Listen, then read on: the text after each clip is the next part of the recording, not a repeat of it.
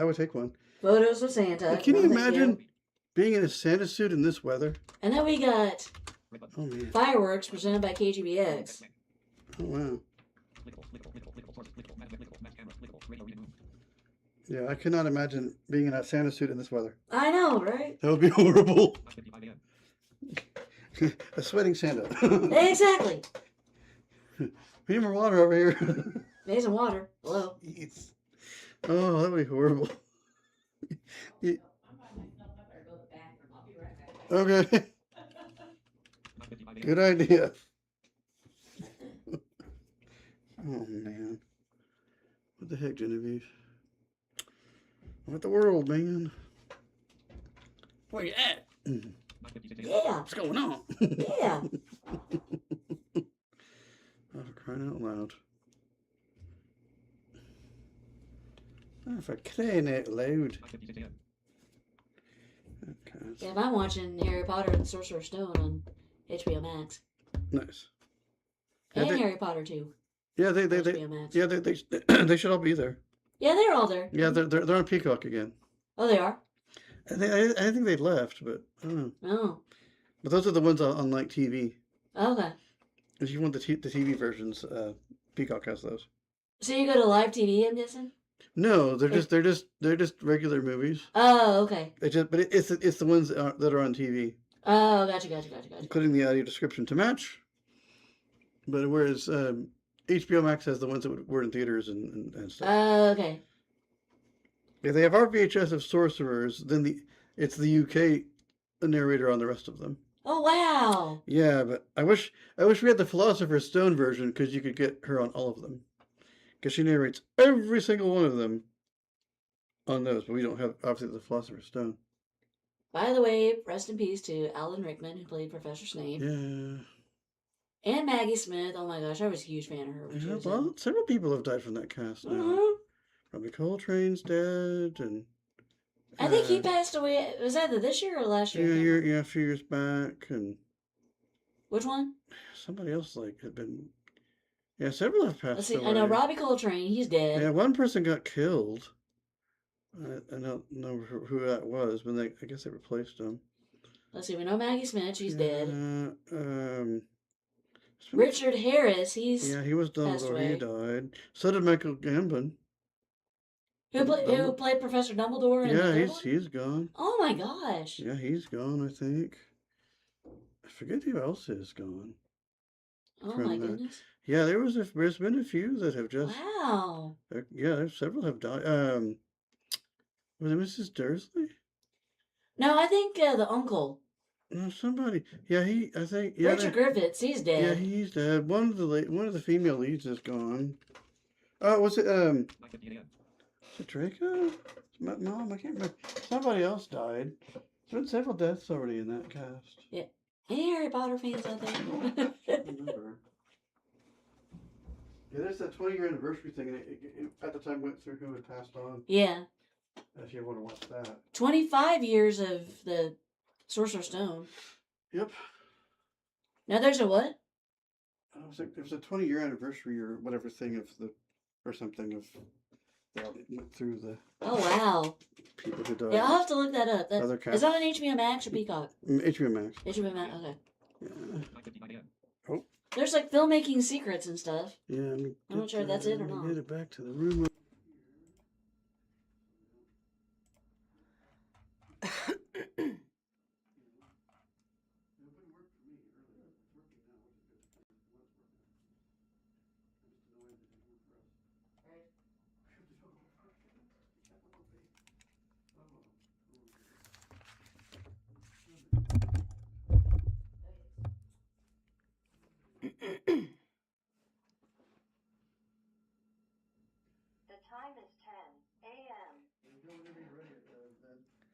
Thank you for tuning in to the Blind Community Thrift Store Radio Reading Service. My name is Tony and I'm here solo today, so please bear with me. We invite you to listen to our broadcasts both live and on demand.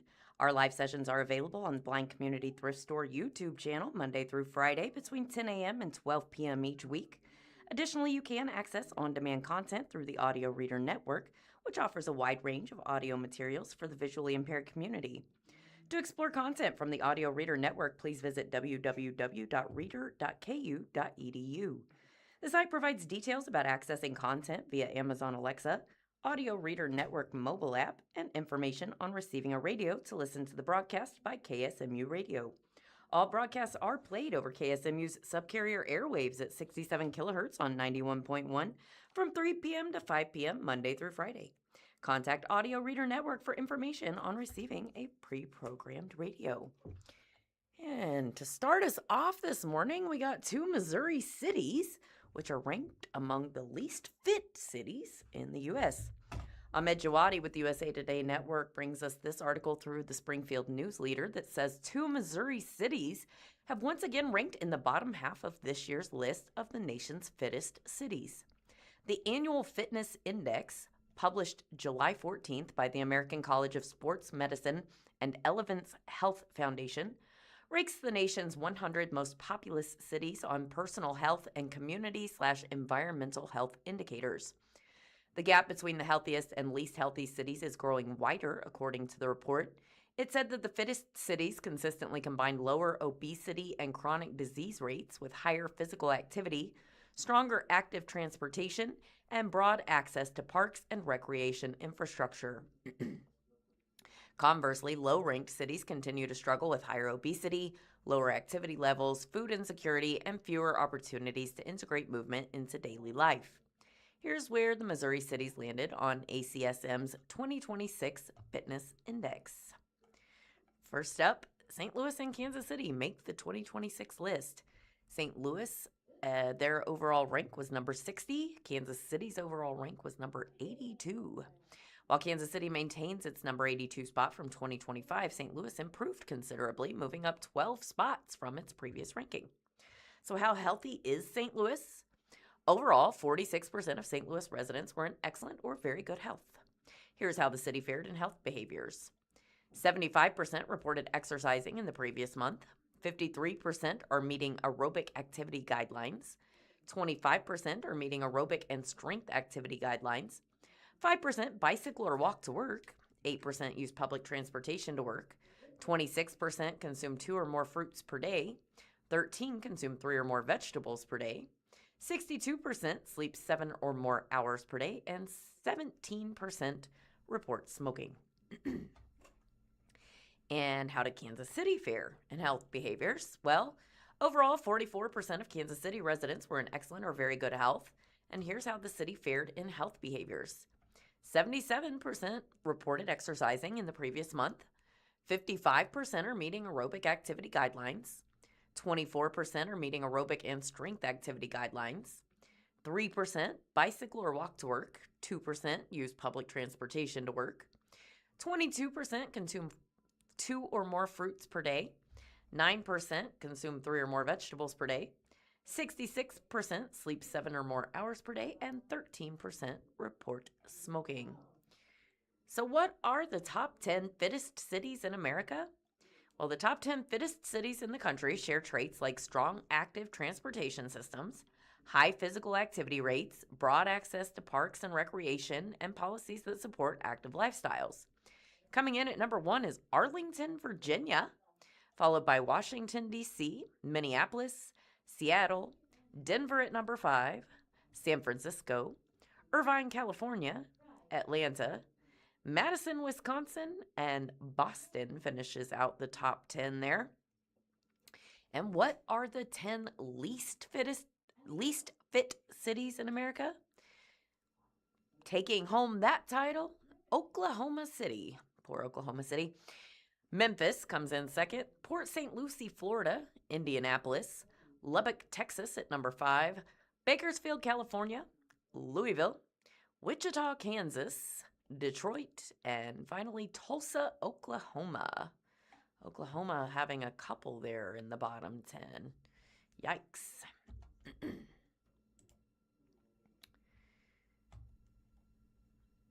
On a more local note here, Young Lily neighbors seek to be the city's 25th Neighborhood Association. This article is brought to us by Hope Davis, which is special to the newsletter. It says, A group of residents in the Young Lily neighborhood southwest of Chestnut Expressway and West Bypass are organizing a new neighborhood association. The neighbors started a steering committee to establish the association after connecting online about wanting a more connected community and the benefits that come with organizing. The four-person steering committee held an ice cream social Friday, July 10th outside of Fountain of Life Christian Fellowship to garner interest from neighbors and spread the word about the first neighborhood-wide meeting, July 28th. There, the neighborhood association will take care of the nuts and bolts of registering with the city, including approving bylaws and voting in a board, steering committee member Gabriel Sains said. Following is a photo of Gabriel as he spoke at the Friday, July 10th ice cream social in the Young Lily neighborhood. It looks like his wife here on the right is helped setting up the table there in front of the Fountain of Life Church. Sains wants Young Lily residents to enjoy the benefits of a registered neighborhood association like the city's Great Neighborhoods Grant program that provides funding for efforts like neighborhood cleanup events. When he and his wife, Rebecca Wall, lived in the West Side, they say the neighborhood association organized events like large trash pickup days and group yard sales. After buying their first home in Young Lily, the couple looked for ways to build relationships with their new neighbors and looked online for a neighborhood association they could join. No association existed, but they connected with neighbors who had been wanting to establish one and make improvements in the area. One neighbor, Alicia Smith, posted about forming a neighborhood group in 2025 to mixed responses. Smith works on community events through her job with the city and wanted to see more connectivity in her own neighborhood. I've lived in this area for 10 years and I know maybe 3 people in the neighborhood, Smith said at the July 10th ice cream social. Anna Grove joined the steering committee after getting involved with the city to advocate for upgrades in the neighborhood and has been especially vocal about Young Lily Park, spelled differently than the neighborhood, off Chestnut Expressway. In the past 6 months, Grove said the city has removed 3 dangerous trees from the park, along with stumps left after storms in 2025. As a more organized neighborhood, Grove hopes to engage the Springfield Greene County Parks Board to add a pavilion and disability-accessible playground equipment. Grove also said the fledgling neighborhood association has been able to get upgraded transformer boxes from city utilities after frequent power outages. When we have a neighborhood association that is registered, we have more leverage with the city. We have more ins with the city, Grove said. We have more open communication with the city, and when things are broken, we're able to get them fixed.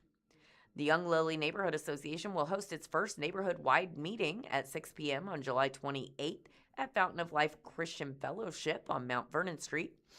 Once registered, Young Lily will be Springfield's 25th neighborhood association. Hannah Knopf, senior planner for the city, said at the July 10th event.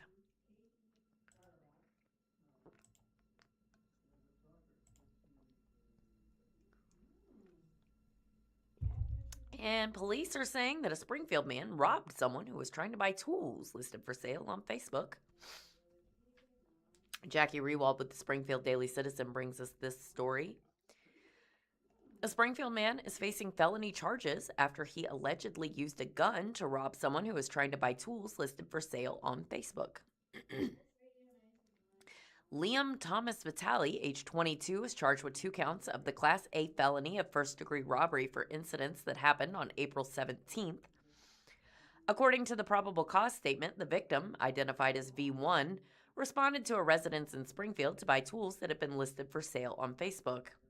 While at the residence, a man allegedly pulled out a small pistol and pointed it at V1 while telling V1 to run your pockets and take off your shoes. V1 said he knew run your pockets meant to empty his pockets. According to the statement, V1 said he believed he would be shot if he didn't do so. V1 told police he took about $60 to $85 cash out of his wallet and put his phone, keys, and shoes on a nearby bed. V1 said the suspect, later identified as Vital, took the man's keys and cash and left the apartment. V1 said Vital drove away in V1's Ford Mustang convertible. V1 fled the area and called 911. There's a booking photo here of Mr. Liam Vital taken by the Greene County Sheriff's Office. He is standing against that famous gray cinder block wall in a black t-shirt. He has very long hair and a mustache and goatee and an almost bored look on his face. V1 told police an older man was also involved in the robbery. V1 said the second suspect stood blocking the door and was holding a hammer during the robbery. The name of this second suspect is redacted in the probable cause statement. According to the statement, a responding officer found V1's shoes inside the residence and an empty pistol holster in a backpack near the front door. The officer also found property in the residence labeled Liam Vital. A witness identified in the report as W1 told police he knew V1 was looking to buy tools, so W1 invited V1 over to look at tools he had for sale. W1 said that after a while, W1 left the residence, but V1 was still there with other people, including someone W1 knew as Liam. W1 said when he returned to the residence, everyone was gone. W1 also told police that someone told him that Liam had taken V1's money and car. According to the statement, W1 said he called Liam, who confirmed this. According to the statement, the officer investigating the robbery learned on July 7th that Vital was in the Greene County Jail on unrelated charges. The officer visited Vital in jail, read him his rights, and questioned Vital about the robbery. According to the statement, Vital told the officer he confronted V1 at the residence and told V1, quote, "You're not leaving here till you empty your pockets." Vital allegedly laughed when asked about V1 leaving behind his shoes and said he thought that was funny. He said he was just trying to be a hard ass. Vital said that after making V1 empty his pockets, he took his car and drove it to where it was located by officers, the officer wrote. Vital denied displaying any weapon during the incident. Vital is held in the Greene County Jail on a $100,000 bond. He does not have an attorney listed as representing him. Online court records list his address as the Veterans Coming Home Center, a daytime drop-in center for unsheltered people. The Springfield Police Department has Safe Exchange Zone signs at both the headquarters at 321 East Chestnut Expressway and the South District Station at 2620 West Battlefield Road. These spaces are intended to give buyers and sellers a safe place to meet to exchange goods and finalize purchases from online sales. It's common ground for people, Lieutenant Nelson Kibbe told KY3 in this 2023 report. We feel like this is a safe place to be. We have officers coming in and out all day long, and generally, there's a patrol car outside here, and there's a patrol car outside and at the headquarters, and I think people feel safe, and I hope they do. We want people to feel safe.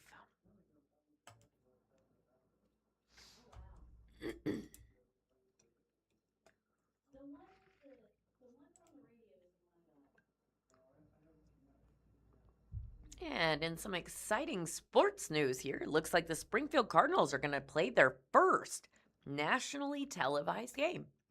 Brian Smoot with the Springfield Daily Citizen brings us this story that says this Saturday, tomorrow, July 18th, Santa Claus is coming to Route 66 Stadium 5 months early, in addition to cameras from the MLB Network. For the first time ever, the Springfield Cardinals game will air on the network as part of their MLB Pipeline Prospect Showcase series, which features the MLB stars of tomorrow. One of those stars, top catching prospect Rainiel Rodriguez, who is expected to be behind the plate for the matchup against the Amarillo Sod Poodles. The broadcast coincides with the annual Christmas in July event at Route 66 Stadium, meaning 2,000 lucky fans will get a Santa Claus bobble body, and Santa will be available in full Cardinals regalia for pictures. The Cardinals will also be wearing special cashew chicken Christmas jerseys, which will be available for auction on Friday to benefit the Greater Ozarks chapter of Knights of Columbus. To encourage attendance for the nationally televised game, the Cardinals are offering a deal. Anyone who purchases tickets through there's a link online. I cannot share it with you. It is a very long one. I encourage you to check that out on Springfield Daily Citizen. And anyone who purchases tickets through that link will receive a voucher for an additional lower bowl ticket for a game during the July 28th to August 2nd homestand against Wichita. To show off the city of Springfield to a national audience is a fantastic opportunity, Springfield Cardinals General Manager Dan Ryder said in a press release. Gates open at 5:35 p.m. Saturday. The broadcast begins at 6:30 p.m. and first pitch is scheduled for 6:35 p.m.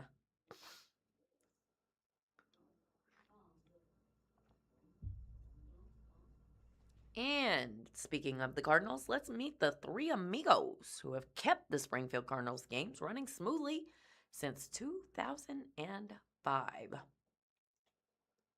Lyndall Scranton with the Springfield Daily Citizen brings us this story that begins with a photo of three gentlemen standing in the stadium bleachers here.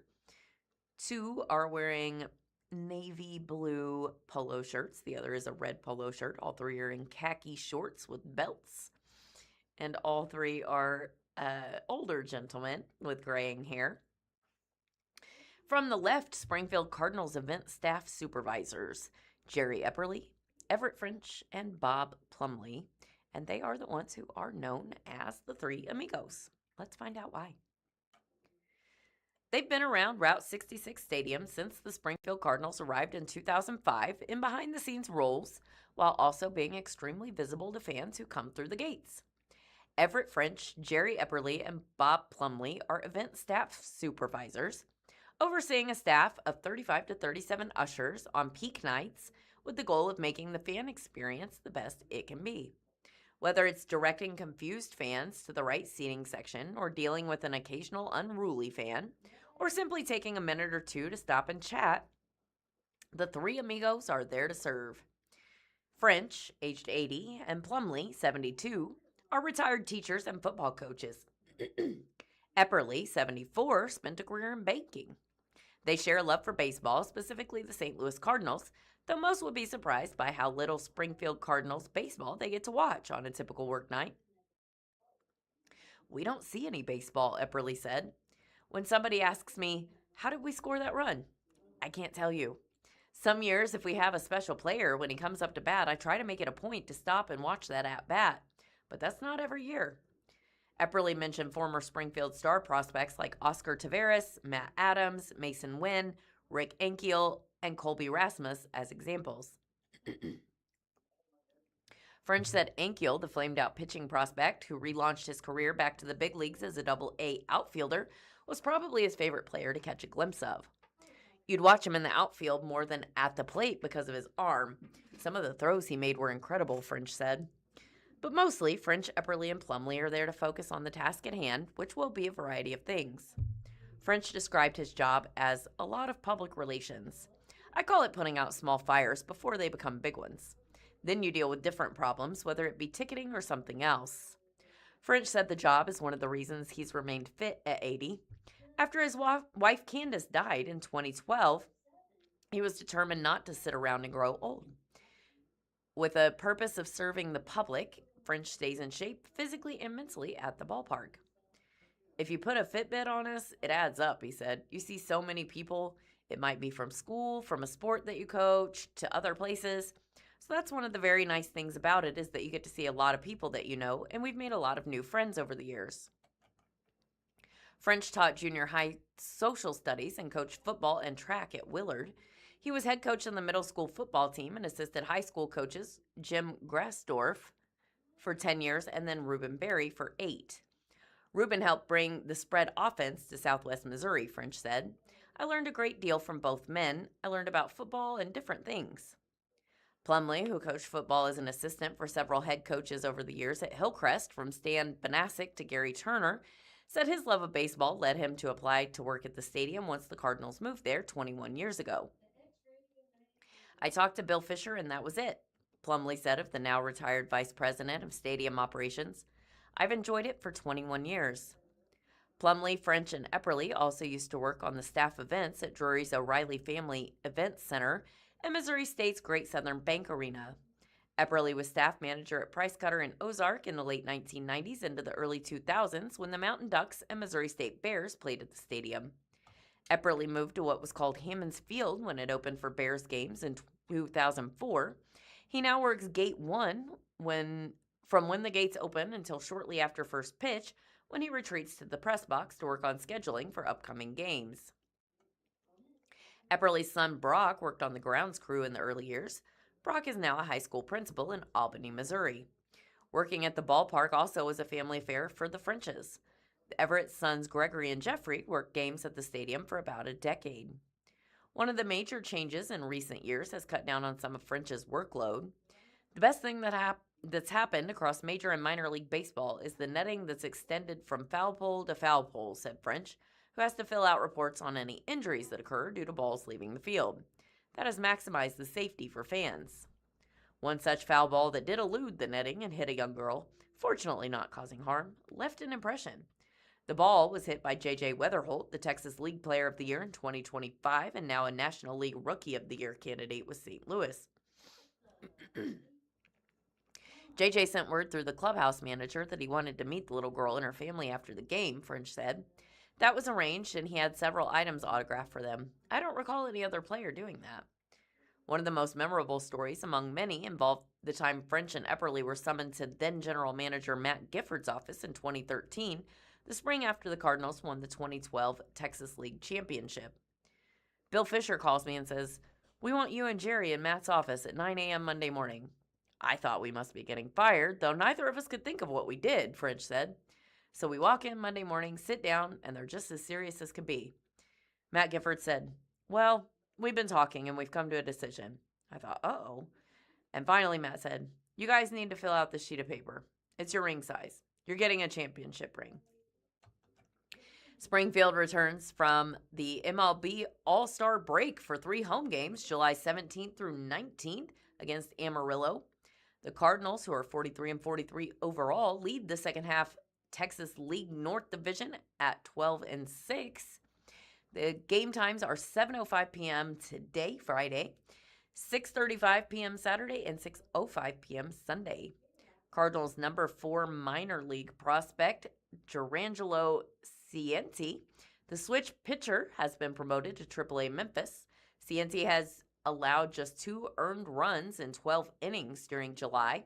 Meanwhile, outfielder Chase Davis, St. Louis's number 1 draft in 2023, has been activated from the injured list and promoted to Memphis.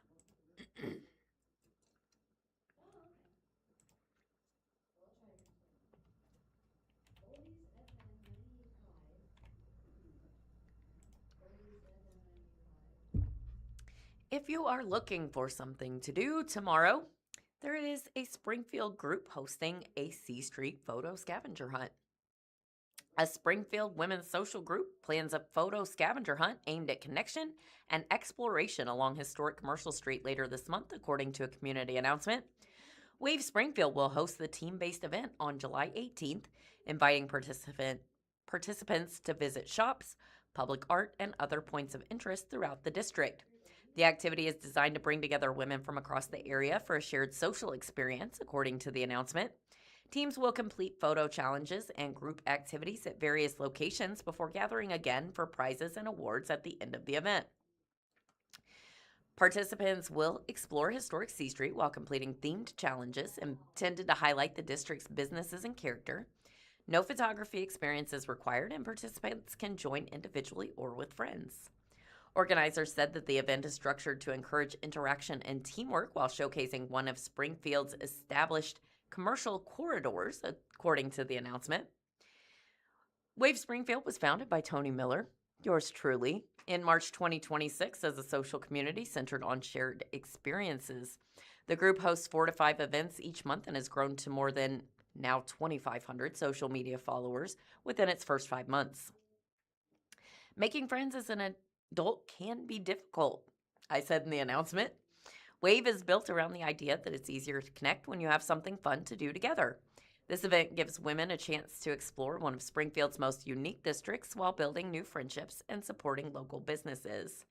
The event begins at 10:30 a.m. tomorrow morning, July 18th, at Big Mama's Coffee and Espresso Bar, located at 217 East Commercial Street.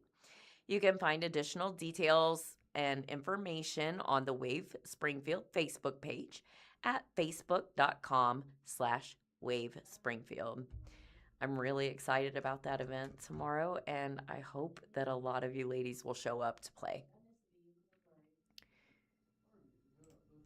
In new news this morning from Joe Hadsall at the Springfield Daily Citizen, SPS is included in a federal probe of 20 school districts over sexual misconduct reporting.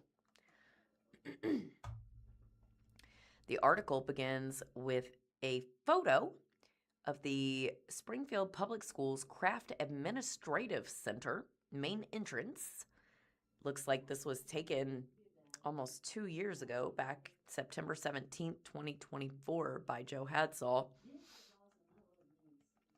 Springfield Public Schools is one of 20 school districts across the nation targeted by a crackdown from the Trump administration over reporting accusations of sexual misconduct by teachers.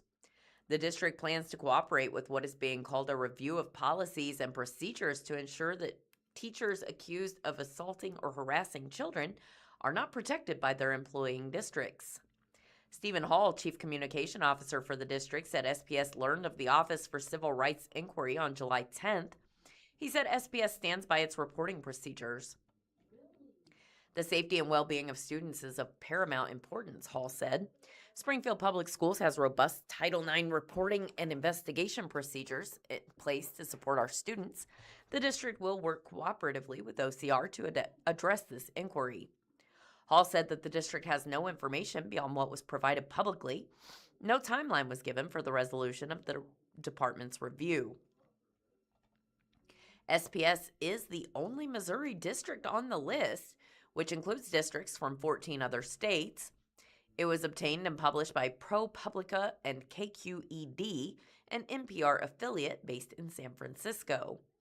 The U.S. Department of Education says the 20 districts were flagged based on submissions for civil rights data collection for 2023-24. Those submissions, quote, contained responses that suggest that districts might not be addressing staff on student sexual misconduct appropriately. The investigations will determine if the districts have appropriate policies and procedures in place to ensure accurate data collection and reporting of these incidents occurs, and if their handling of allegations and sexual harassment, including sexual assault by district employees, complies with federal law, according to the announcement. News of the inquiries was published earlier this week by ProPublica and KQED. Previous reporting in May from the two revealed that at least 67 educators in California who had sexually harassed or abused students did not have their teaching credentials revoked. The agency's civil rights data collection shows how students are being treated in public school districts. It stems from Title IX of 1972's Education Amendments, which prohibit discrimination based on gender and require districts to respond promptly. But the latest set of data for the 2023-24 school year is late. It was supposed to be released in December, according to reporting from NPR. A July 10th report from Chalkbeat stated that the numbers could be reported later this summer, although it appears that the department has reviewed them to launch its initiative. Along with the announcement of the inquiries, the department issued guidance to schools that they must meet legal obligations when receiving federal funds. The announcement was presented as a national initiative to protect students from adult sexual predators in schools. A district must protect students from sexual misconduct, prevent practices that allow abusers to get rehired in other districts, accurately collect and report data, conduct meaningful investigations. SPS has many policies that appear to meet the federal government's guidance. Employees and other volunteers are required to undergo a background check, for instance, and proper relations for students and staff, including consequences for violations, are spelled out in board policy. The Department of Education is also in a massive upheaval, with President Trump last year signing an executive order calling for its dismantling. The Trump administration recently announced plans to shift the Office of Civil Rights from the Education Department to the Department of Justice. We are currently broadcasting live from the Blind Community Thrift Store situated at 2713 North Kansas Expressway in Springfield, Missouri. For additional information about our store, please visit our official website at www.blindcommunitythriftstore.com. To explore more of our video content, including movie reviews with Matt and Meredith, adaptive technology training videos, and other informative material, please visit our YouTube channel by searching for Blind Community Thrift Store. Our organization is dedicated to supporting the blind community through various initiatives, and our online platforms serve as valuable resources for community engagement and education.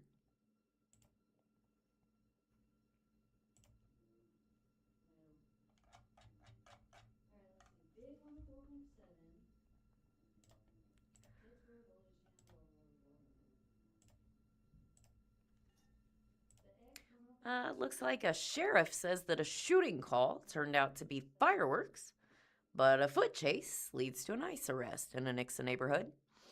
Zoe McIntyre with the Springfield Daily Citizen brings us this story that begins with a photo. The photo shows Nixa police and Christian County Sheriff's deputies responding to the Forest Park neighborhood on July 15th of this year.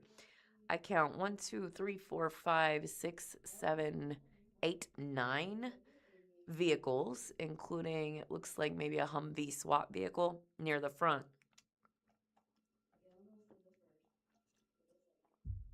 Christian County Sheriff Brad Cole says that while law enforcement responded to a call in Nix's Forest Park neighborhood on Wednesday afternoon, July 15th, sheriff's deputies tracked down and arrested a man who was in the country illegally. The man allegedly ran from law enforcement and went into a stranger's home while its residents were inside. According to a Facebook post from the Christian County Sheriff's Office, Nixa Police Department officers and sheriff's deputies responded to the area of South Truman Boulevard around 1:30 p.m. due to a report of a man possibly firing shots in the air from a handgun. Upon follow-up investigation by our detectives, we believe it was actually not someone firing a handgun. It was someone with a Roman candle firework walking down the street shooting them off, Cole said. The sheriff said the person shooting fireworks was never located, but while law enforcement had set up a perimeter in the area, they tried to make contact with the person riding a bicycle south on Truman Boulevard. The person refused to stop and fled on foot, according to the announcement. Nixa police and sheriff's deputies began tracking the person with a drone and canine. Officers learned the subject may have entered a home through a back window. Police contacted the family inside the home and set up a perimeter around the house. The homeowner's juvenile son and adult daughter exited the home, according to the announcement, and the man who was fleeing later exited through the front door. He was not compliant with commands from law enforcement, and officers used less lethal munitions to gain compliance and take him into custody, the Post states. After he was taken into custody, it was learned that he was an illegal alien that had previously had law enforcement contact, and a federal judge had issued a detainer and deportation order for him, the announcement says. The Christian County Sheriff's Office identified the man as Edwin Ramon Zelaya Raudales, age 20, from Honduras. Cole stated that Zelaya Rondales was booked into the Christian County Jail on July 15th and transferred into ICE custody on the morning of July 16th. Cole said investigators believe Zelaya Raudales fled from law enforcement due to his immigration status, and he was probably not involved in the event that police and deputies initially responded to. A search of online court records Thursday morning did not reveal any prior criminal charges against Zelaya Raudales in the state court in Missouri or U.S. District Court for the Western District of Missouri. The Christian County Sheriff's Office has a task force, Model 287G, contract with ICE under which trained sheriff's deputies are authorized to interrogate people suspected of being in the country illegally, issue immigration detainers, and perform other responsibilities of ICE officers. This article concludes with a photo of Edwin Ramon Zelaya Raudales. This was taken by the Christian County Sheriff's Office. He is standing in front of some white mini blinds wearing a hideous brown. I'm not sure what shade of brown that is. Baby food, maybe? Baby food brown scrub top type uniform. And his hair pulled back. He looks unhappy but brave. All right, it looks like we also have, in public order and safety news, a teenage girl is going to be tried as an adult in the Miles Young murder case. This story just came out this morning by Jackie Rewald with the Springfield Daily Citizen and begins with a photo of Miles Young. And that photo was provided by the Department of Homeland Security press release. In it, Miles Young is wearing a black t-shirt with white lettering that says Los Angeles and has a purple and white graphic element down on the side. He has dark hair and he's smiling. He appears to be maybe a teenager here. And a teenage girl will be prosecuted as an adult after admitting she lured 15-year-old Miles Young to a neighborhood just southwest of Springfield city limits earlier this year, where Young was assaulted and fatally shot. Amaya Tannehill, age 17, was previously charged in juvenile court with first-degree murder for her alleged role in Young's death. A hearing was held in Greene County Judge Dan Wickmer's courtroom on July 7th to determine whether Tannehill's juvenile case should be dismissed so she could be prosecuted in adult court. After hearing arguments, Judge Wickmer took the matter under advisement. Wickmer certified Tannehill to be tried as an adult on Thursday, July 16th, according to Chief Juvenile Officer Bill Prince. Jeffrey Archaga and Praise King, both 18, are charged with the Class A felony of first-degree murder and armed criminal action for their alleged roles in the fatal shooting of Young on March 12, 2026. Prior to Wickmer's order, Tannehill's identity had not been made public. She is listed as J1 in charging documents for Archaga and King. She is being held in the Juvenile Detention Center until she turns 18. As of Thursday evening, a search of Tannehill's name using online court records did not show charges in adult court. Though she did not speak at the certification hearing last week, Tannehill testified at Archaga's preliminary hearing on June 15th. Since her case was still in juvenile court at that time, the Daily Citizen identified her as J1. At that June 15th hearing, Tannehill testified she tricked Young into getting into the vehicle she was driving on the night he was killed, knowing she would be taking Young to a location where King and Archaga would, quote, jump him. She testified their plan was for Archaga and King to physically assault Young, not to murder him. However, she also testified that Archaga and King were both armed with handguns. Young was declared dead at Cox South Hospital on March 12, 2026. Court documents state he had a single gunshot wound to his chest.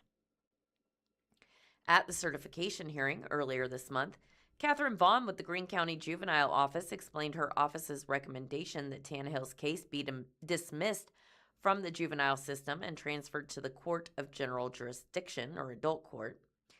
In Tannehill's case, she said the team considered aggravating factors, including the potential planning that went into Young's murder and the idea that the co-defendant's motive was revenge.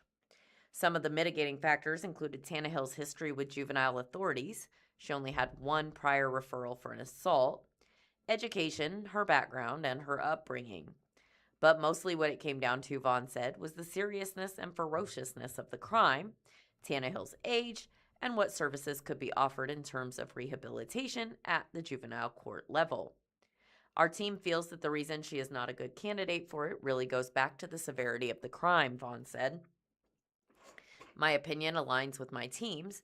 I just don't feel that the Division of Youth Services, formal or intensive, would be appropriate for Amaya based on her age and the severity of the crime that happened. Though many have speculated online that Young's murder was connected to the 2025 killing of 14-year-old Jackie Straley, investigators and prosecutors have not confirmed if or how Young was involved in Straley's death. However, at Archaga's preliminary hearing in June, Tannehill took the stand and testified that Young's death was linked to Straley's in that she and her co-defendants blamed Young for Straley's death. Following is a photo of Jeffrey Archaga as he enters the Greene County Judge Ron Carrier's courtroom back on Monday, June 15th. He is wearing a standard prison scrubs uniform here, black and white striped. And there are a couple of suited attorneys in the room as well. Straley's body was found on January 28, 2025 in a brush area behind a residence in the 5600 block of West Farm Road 140. For Straley's death, 19-year-old Irvin Rashad Worlds is charged with the first-degree murder, armed criminal action, abandonment of a corpse, and tampering with physical evidence. In the state's request for a warrant, Worlds was described as the main suspect in the murder of a 14-year-old girl. Young is not named in publicly available court documents used to charge Worlds. The probable cause statement mentions at least 2 witnesses, including a minor. Worlds' trial is scheduled for May 2027. At Archaga's preliminary hearing in June, Tannehill was asked why she and her friends plotted to set up Young that night. He's not really liked Tannehill testified, and he was involved in the murder of Jackie. Asked if she wanted revenge on Young for his possible involvement in Straley's death, Tannehill said, yeah. Tannehill testified that she, Archaga, King, and 2 other teenage girls were hanging out in a vehicle in a parking lot around 7 p.m., March 11, 2026. During this time, the teenage girls became involved in a Snapchat group call that included Young. When the call ended, Tannehill said she and the others in the car began talking about how they didn't like Young and believed he was involved in Straley's death. The group then began discussing a plan to set up Young. She testified that Archaga and King both had guns in their laps that night. She said Archaga had a 9mm and King had a .40 caliber. After that Snapchat group call ended, Tannehill and Young continued to communicate with each other about where and when to meet. Tannehill has said the group left the parking lot and went to King's house, where the 2 other girls, Archaga and King, left in King's car, and Tannehill drove by herself in a black Mercedes.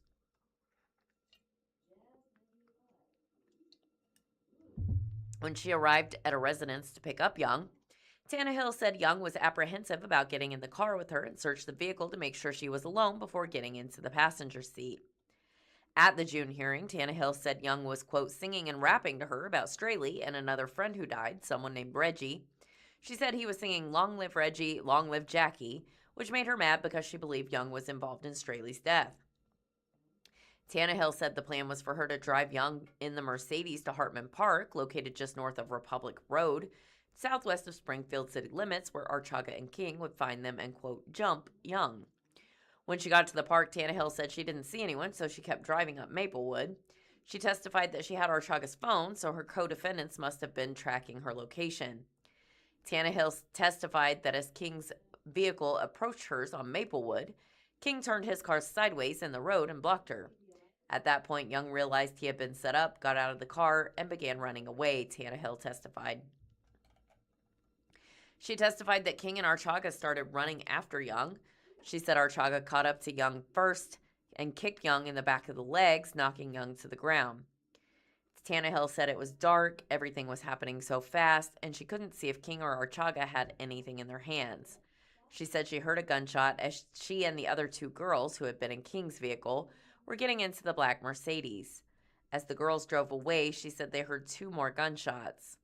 The following day, when the group was together again and with the others, Tannehill said King's brother had asked about Young's death. Jeffrey Archaga says that he did not do it, she testified. Praise King just kind of did not say anything, and then eventually he says that he did it.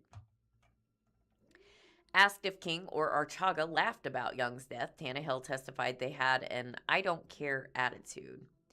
Jeffrey told me that he pistol whipped him, and then they got him to the ground, she said, and then Praise shot him. Tannehill testified that Archaga told her his gun went off once while he pistol whipped Young, and that the clip fell out of his gun. Throughout Archaga's preliminary hearing, Tannehill maintained that the plan was for King and Archaga to physically assault Young, not to shoot him. The prosecutor pushed back on this, pointing out that Tannehill knew Archaga and King were armed with guns that night. You don't bring a gun to jump someone, Assistant Prosecutor Amanda Johnson said at the June hearing. You bring a gun to kill someone.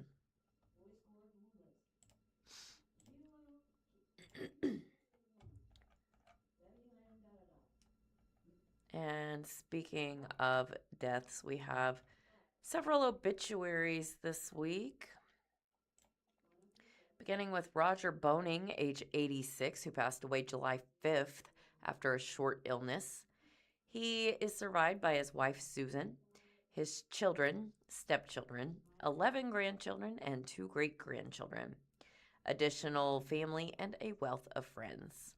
In lieu of flowers, he requests you smile and say hi to a stranger. No public memorial will be held. You can find more information on that at www.edencremation.com. What a lovely legacy to leave. Smile and say hi to a stranger. Couldn't we use more of that? Next up, Vera Grace Anderson, age 92, of Springfield, Missouri, passed away peacefully on Thursday, July 9th, 2026. She was born on Tuesday, May 15th, 1934, in Springfield, Missouri, to Dorothy and Leonard Hull. On August 13th, 1952, Grace married Clarence Andy Anderson, and together they built a life centered on family and faith. Those who knew them and understood how much they loved each other. She was a kind, giving person and a beacon of unconditional love for her family and friends. Grace was an active member of Schweitzer United Methodist Church. She also loved to decorate cakes, play cards, camping, traveling, and researching her family's genealogy. Grace is survived by her 2 children, Rick Anderson Judy and Kay Anderson, 3 grandchildren, Eric McClellan Danielle, Andy Anderson Brittany, and Amy Anderson, 4 great-grandchildren, Max McClellan, Delilah Sagsedler, Charlie Anderson, and Dax Anderson, and 1 brother, Hank Anderson Erica. She was preceded in death by her husband, her parents, and 2 sisters, Linda and Shirley. Special thanks to Connie Anderson, Joyce Hobbs, and their families who took special care of Grace the last few years after Grace moved to Springhouse Village, a senior living facility. A visitation was held from 10 a.m. to 11 a.m. at the Schweitzer United Methodist Church on July 14th, and funeral services followed at 11 a.m. In lieu of flowers, memorial donations can be made in her name to St. Jude's. Online condolences can be made at www.klingnerfuneralhome.com. Next, David Huff, aged 75, passed away July 9th. His arrangements are being provided by Gorman Scharf Funeral Home. Those services were held on July 15th at 10 a.m. at Graveside and Hazelwood Cemetery. Thomas Scott Campbell, age 57, passed away July 9th, 2026. Those arrangements were will be provided by Adams Funeral Home in Ozark. Those services will be held July 21st at noon at Adams Funeral Home in Ozark and Sparta Cemetery. Finally, this week, we have Anna Marie Hewlett Harris, age 83, of Springfield, Missouri, who passed on to be with her Heavenly Father, where she was reunited with her husband, Ed Hewlett, on Saturday, July 11th, 2026. Marie was married to her husband, Ed, for 55 years, during which time they grew their beautiful family. Marie was preceded in death by her parents, George and Elsie Harris, and her sister, Mary. Marie is survived by her brothers, Phil, Joe, George, her children, Mark, Angela, Kevin, her grandchildren, Nathan, Dylan, Noah, Melanie, Alex, Jacob, Mason, Owen, Sam, and her great-granddaughter, Noah. Marie was proud to be a member of Schweitzer United Methodist Church, where she began attending when it was just a small chapel. Marie and Ed were married in that same chapel and devoted much of their time as members of the congregation. Marie especially continued her legacy as a teacher by devoting her time at church through Bible study and Vacation Bible School. Visitation will be held at Gorman Scharf Funeral Home from 5 to 7 p.m. tonight, Friday, July 17th, at 1947 East Seminole Street here in Springfield. Visitation will be held at Schweitzer Church from 9:30 to 11 a.m. on Saturday, July 18th, tomorrow, followed by the funeral service at 11 a.m. at 2747 East Sunshine Street in Springfield, Missouri. Memorial contributions would be welcome to Schweitzer UMC Community Impact Ministries. And as we give our condolences to the family and friends of everyone who has passed away this week, I just want to draw our attention one more time to Mr. Roger Boning, the first gentleman we read about today, who, in lieu of flowers, requests that you smile and say hi to a stranger.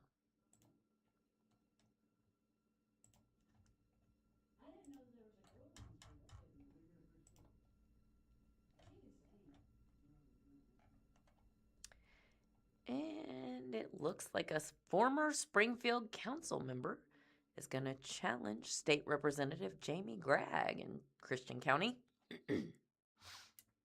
Pardon me just one moment while I hydrate.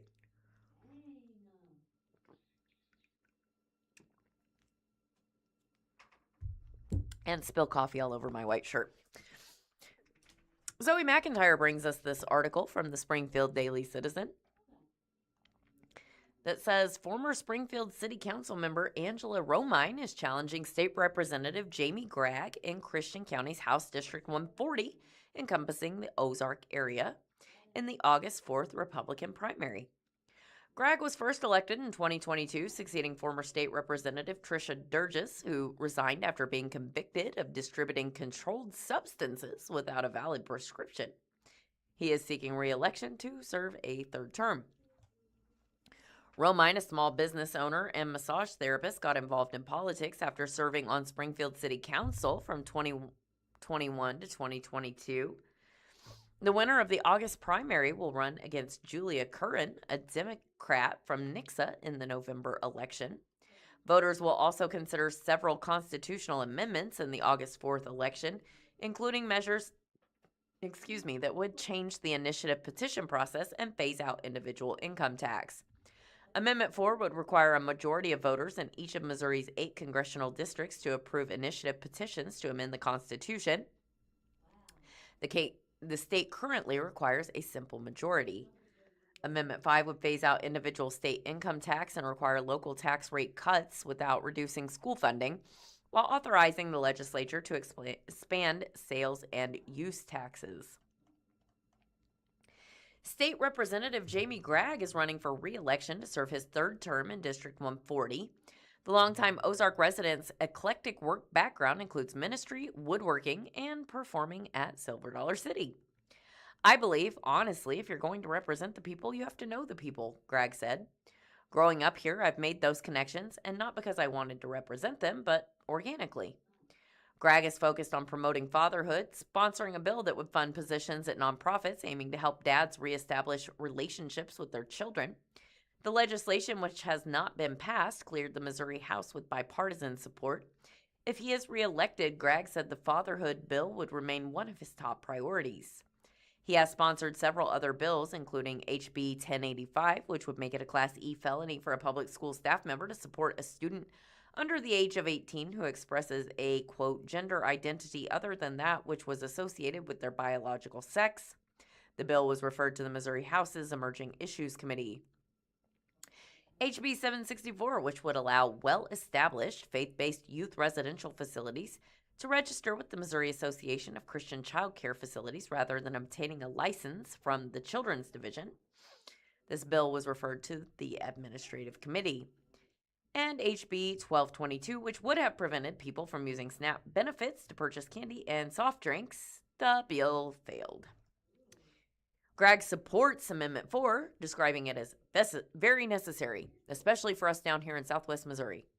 How can we give up the control of decision-making of our Constitution to St. Louis and Kansas City, who is nothing like the rest of the state, he said. There's no diversity in making those decisions. We need to make sure that the Constitution tells us how to govern our state is made by the diversity of our state. Gregg supports Amendment 5. He stated that he has questions about the legislation, but added, every question that I ask, it's been answered. There is going to be success if we can get this passed in the state of Missouri, he said. Gregg added that he wants to ensure that seniors who do not currently pay income tax will be taken care of if the individual state income tax is phased out. Angela Romine is a small business owner and massage therapist who has lived in the Springfield area for about 15 years. She said she was raised an Army brat and served in the military for 3 years before getting discharged in 2002 due to a recurring injury. Romine said she felt inspired to run for Springfield City Council in 2021 because she disagreed with the city considering her business non-essential and requiring it to stop serving clients during the early stages of the COVID-19 pandemic. It just hit me like I gave everything up without any real fuss for my right to work and make a living, she said. Then I started looking at and I learned about government and the proper role of government. She later vacated her city council seat in February 2022 to challenge State Senator Lincoln Huff in District 30. She lost to Huff in a tight primary where he garnered 56% of the vote. Romine moved to Ozark with her husband in 2025. I hope constituents can see that I will respect and listen to people. I do believe that if I'm elected, I represent all, even those that don't agree with me, she said. Romine is against Amendment 4, stating that she believes a citizen-led change to the Constitution should be approved if it gets more than 50% of the vote in more than half of Missouri's 163 House districts. The House districts, I think, represent the people the most, she said. The Republican Party should be thinking down the road about what could happen if the controlling party changes in Missouri, Romine added. If we ever see, as Republicans, something that is not being addressed, we have the right to have an initiative petition, and we should have the right to see the state as a whole, not just lose the whole petition because of one congressional district, she explained. Romine is against Amendment 5, stating that taxpayers face uneven burdens, but the ballot measure does not get to the root of the problem. If we just reduce taxes in general all over the place, more businesses are going to flood the place. We've always had that concept, but we've somehow lost it, and now we're doing a net neutral swap for services versus state income tax. They say it's going to even the playing field, but that playing field was uneven because of their policies, she said. All right. We have Genevieve with us now, but I'm not sure she's quite up to speed yet. We'll give her just a few moments here to check in and get caught up. In the meantime, we have in more... Oh, no, I am not reading that one. I'm sorry, my friends. That's a very long article. Let's talk a little bit more about sports. Like old times, Ozark's Ray Godfrey is happy to lead a varsity football program again. Jaden Pettis with the Springfield Daily Citizen says, in the days following Ozark coach Jeremy Cordell's resignation as Ozark High football coach in May, longtime district employee Ray Godfrey asked if he could help remedy the situation. Ozark needed a replacement and fast. You just tell me what I can do to help. I want whatever's best for the kids and whatever's best for the program, Godfrey recalled telling then Ozark Athletic Director Yancey Little. When all the interviews with other coaches were all said and done, Little said, what we would really like is somebody with head coaching experience who can come in and lead the kids and has been there and done that before. Considering Godfrey spent 16 years as the head football coach at Neosho, a run from 1992 to 2007 that included 5 district championships and 3 conference titles, he fit the bill. The 1989 Southwest Baptist graduate has since served as an assistant football, wrestling, and baseball coach at Ozark, as well as spending 5 years as the school's strength and conditioning coach. Godfrey has been called to lead the Tigers in 2026 on an interim basis to help bridge the gap until the next hire. He said he's happy to be back in a familiar position while helping the school, which had little time to find a replacement for Cordell, 9-24 in 3 seasons, before summer workouts. Little described Godfrey as a national fit for the Tigers. The new but familiar face will be looking to bounce the Tigers back from a 3-8 season, returning the likes of Lindenwood, commit and tight end Hendrix Hames, and speedy offensive standout and all-COC talent Jet Easley, who is also garnering college interest. The Tigers will be without all-COC running back Anthony Cordell, Godfrey said, due to his recent transfer to Logan Rogersville.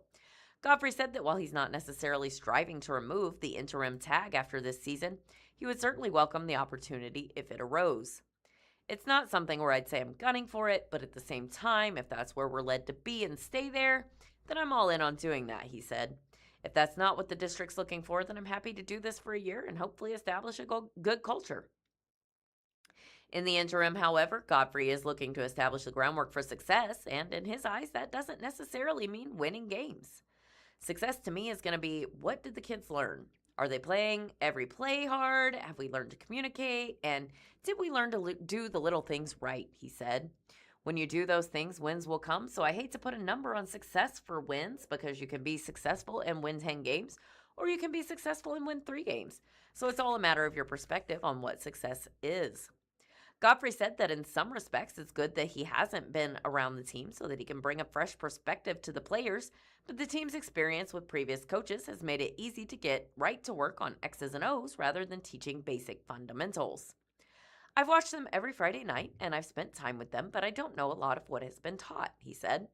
So what we're doing is what we know how to do. What I see is the kids coming in with the skills, so I know they've been taught well. That makes it easier for us to come in and put in our systems. Godfrey will be joined on the coaching staff by Jason Taylor, wide receivers, Justin Emerton, defensive coordinator, Jacob Gideon, running backs, Todd Sell, defensive backs, Matt Fevold, as well as head strength and conditioning coach Corey Roy. By happenstance, Godfrey's first game and his return as head coach will be against his former team, Neosho, on Friday, August 28th in Ozark. Genevieve, good morning. Good morning. Meet the three amigos who have kept Springfield Cardinals games running smoothly since 2005 by Lyndall Scranton of the Springfield Daily Citizen. There is a picture of three elder gentlemen who are wearing Cardinals shirts, and they appear to be at the Cardinals Stadium. From the left, it's Springfield Cardinals event staff supervisors, Jerry Epperly, Everett French, and Bob Plumley, are known as the Three Amigos. They've been around Route 66 Stadium since the Springfield Cardinals arrived in 2005, in behind-the-scenes roles while also being extremely visible to fans who come through the gates. Everett French, Jerry Epperly, and Bob Plumley are event staff supervisors, overseeing a staff of 35 to 37 ushers on peak nights with the goal of making the fan experience the best it can be.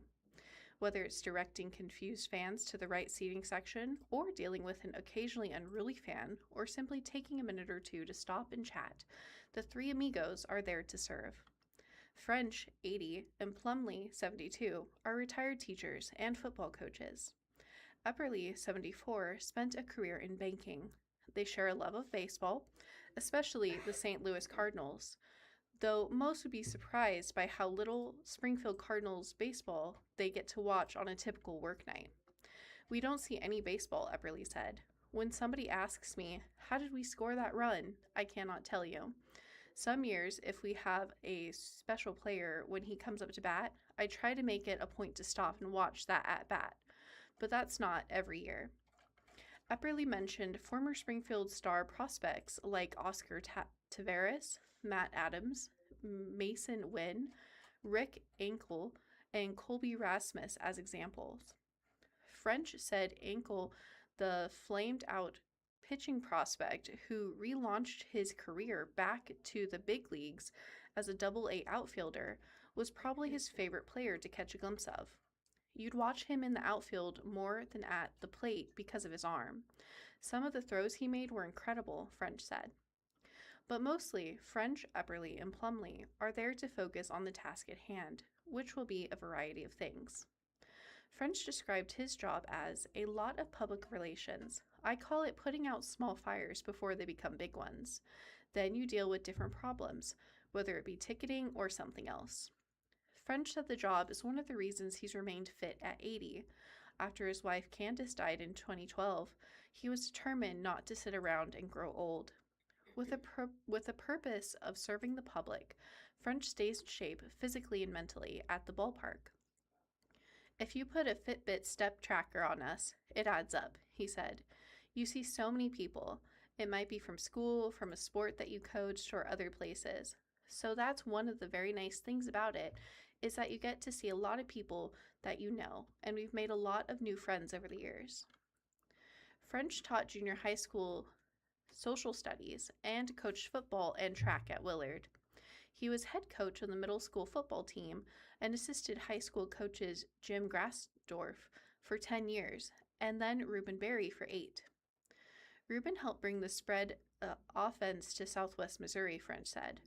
"I learned a great deal from both men. I learned about football and different things." There is a picture of the three gentlemen standing in front of the Cardinals field with the Cardinals logo behind them. Plumley, who coached football as an assistant for several head coaches over the years at Hillcrest, from Stan Banasic to Gary Turner, said his love of baseball led him to apply to work at the stadium once the Cardinals moved there 21 years ago. "I talked to Bill Fisher, and that was it," Plumley said, of the now retired vice president of stadium operations. "I've enjoyed it for 21 years. Plumley, French, and Epperly also used to work on the event staff at Drury's O'Reilly Family Event Center and Missouri State's Great Southern Bank Arena. Epperly was a staff manager at Price Cutter Park in Ozark in the late 1990s into the early 2000s, when the Mountain Ducks and Missouri State Bears played at the stadium. Epperly moved to what was called Hammons Field when it opened for Bears games in 2004. He now works Gate 1 from when the gates open until shortly after first pitch, when he retreats to the press box to work on scheduling for upcoming games. Epperly's son Brock worked on the grounds crew in the early years. Brock is now a high school principal in Albany, Missouri. Working at the ballpark also was a family affair for the Frenches. Everett's sons, Gregory and Jeffrey, worked games at the stadium for about a decade. One of the major changes in recent years has cut down on some of French's workload. The best thing that's happened across major and minor league baseball is the netting that's extended from foul pole to foul pole, said French, who has to fill out reports on any injuries that occur due to balls leaving the field. That has maximized the safety for the fans.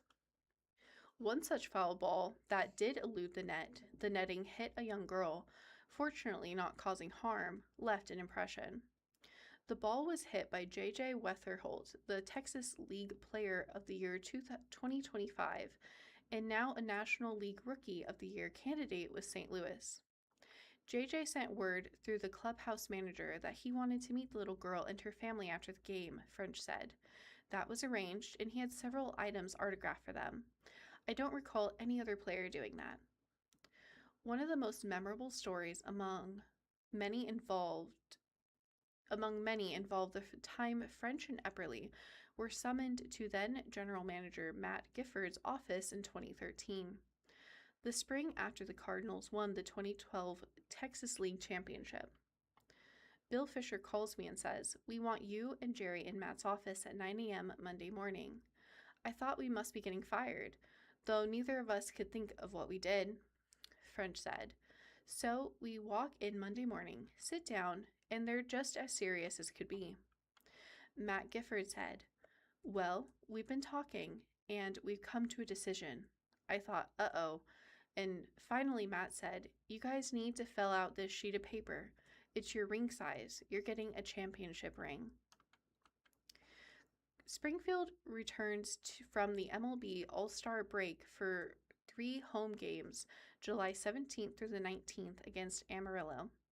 The Cardinals, 43-43 overall, lead the second half Texas League North Division at 12-6. Game times are 7:05 p.m. on Friday, 6:35 p.m. Saturday, and 6:05 p.m. on Sunday. Cardinals number 4 minor league prospect Jurangelo Ciente, the switch pitcher, has been promoted to AAA Memphis. Ciente allowed just 2 earned runs in 12 innings during July. Meanwhile, outfielder Chase Davis, St. Louis's number 1 draft choice in 2023, has been activated from the injured list and promoted to Memphis. And we spoke earlier about how 2 of Missouri's cities ranked on the least fit list. And now let's have a little chat about how crime rates push Missouri onto CNBC's worst states to live list. Ahmed Jawadi brings us this story too. He is just full of great information about Missouri today. Missouri has been named one of the worst states to live in for 2026, according to a recent CNBC analysis. In determining its list, CNBC focused on the quality of life in each state, using factors such as healthcare access, crime, childcare, and worker protections. Here's why Missouri ranked poorly in CNBC's Quality of Life study. So what did they say about living in Missouri? Well, the state ranked number 7 on CNBC's list, earning 98 out of a possible 290 points, which translates to a D- grade. The ranking is primarily due to crime, with CNBC saying Missouri is among America's most violent states. The report points to FBI data showing that there were 462 violent offenses per 100,000 residents in 2024, as well as Missouri being in the top 10 for firearm deaths in 2025. CNBC, however, praised Governor Rod Kehoe for signing a sweeping crime bill that it says will, quote, help get the situation under control. The legislation includes tougher sentences and several new offenses involving cyber stalking and the use of drones, among other things. CNBC identified air quality and worker protections as Missouri's strong points, while crime, health, and inclusiveness were its weakness. Here are CNBC's 10 worst states to live in for 2026. Coming in at number 1, Tennessee. Number 2 is Texas. Number 3 is Indiana. 4, Louisiana. 5, Georgia. 6, Utah. Missouri coming in at number 7. Number 8 is Alabama. Oklahoma at number 9. There's that Oklahoma again. And rounding out the list at number 10 is Arkansas. Genevieve? All right. The Jordan Creek Project hits milestone with reopening of Boonville Avenue. Daylighting effort has twin focus of flood mitigation and quality of place. An article by Karen Craigo, a reporter for the Springfield Business Journal. The reopening of Boonville Avenue after an 8-month closure was a milestone for Renew Jordan Creek, the city of Springfield's project to bring the buried waterway back to the surface while creating a public park area around it. Project officials believe the project will reduce the impact of downtown flooding while creating a public amenity and providing economic development opportunities. The section of Boonville between Water and Mill Streets closed to traffic in late October, but it reopened July 1st after a period that included the installation of a new box culvert system, sanitary sewer extensions, creek diversion, railroad crossing improvements, and a reconstruction of the roadway, city officials noted in their announcement of the reopening. They added that streetscape improvements continue with sidewalks, lighting, and other hardscape elements, expected to be completed later this summer. On the west side of Boonville, landscapers could be seen July 8th planting trees and readying ground cover, with a layer of straw placed over a newly seeded grass. Meanwhile, work alongside and beneath the road continued at a fast clip. On the east side of Boonville, crews continued culvert installation in the Missouri State University's E-Factory parking lot, where Jordan Creek will continue its route underground. We went open channel where we could between Boonville and Maine, said Kirkland Preston, the city engineer who is serving as project manager for Renew Jordan Creek. Where there's existing infrastructure and constraints, we had to go underground. Preston pointed out that alongside the area where the creek has been returned to the surface, the contours of the thoroughfare are taking shape. It's really starting to look like something, he said, of the approximately 1,000-foot length of restored open channel. The project at its core is largely a floodplain mitigation project, and I'm a stormwater engineer, so for me the most important piece is the floodplain piece. Still, Preston said, there's a lot more to it. It's a quality of place project too, he said. It's so much more than a stormwater project. There's hope it can be an economic catalyst for this part of downtown. He said economic development is likely to follow. There's a hope that by bringing people downtown, businesses will want to be where the people are, and there are some underutilized pieces of private property that are ripe for development, he said.